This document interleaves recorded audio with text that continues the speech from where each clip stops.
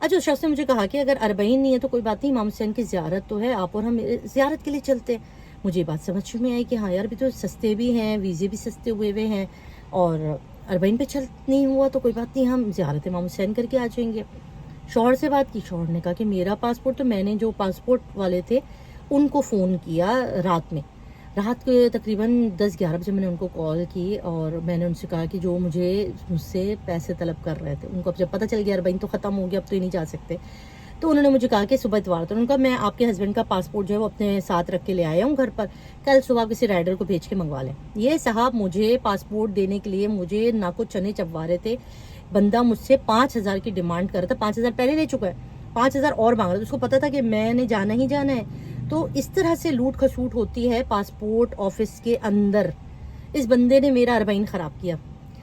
اب یہ صبح کے ٹائم تقریباً 9-10 بجے میں نے ایک میری دوست تھی، اس کے ہسبینڈ کو میں نے کال کی، وہ رائڈر تھے، ان سے میں نے کہا فلاں فلاں ایڈریس ہے، وہاں جا کر آپ نے میرا پاسپورٹ شوہر کا لے کر آنا ہے۔ وہ پاسپورٹ لیا ہے 11 بجے، میں نے اپنی دوست کے پاس گئی، میں نے کہا ہم لوگ تو جو ہے وہ زیارت کے لیے جا رہے ہیں،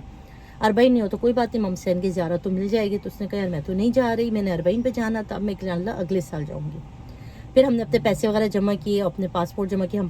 6 لوگ ہو گئے، ایک وہ بندہ اور ہماری پوری فیملی 5، تو ہم 6 لوگوں کے کاروان بن گئے، ہم نے جا کے دیے۔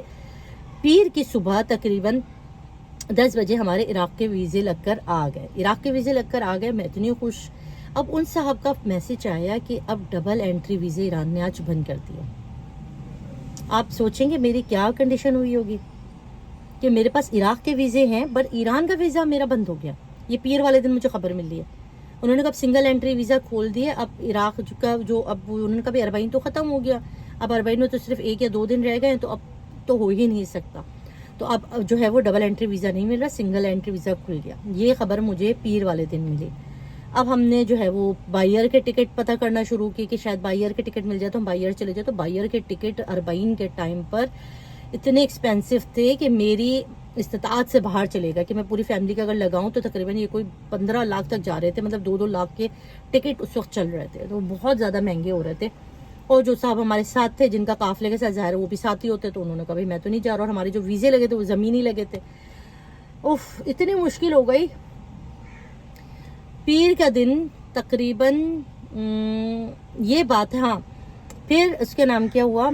اچھا پاسپورٹ ہم نے ان کو ہی دیے ہوئے تھے، منگل کی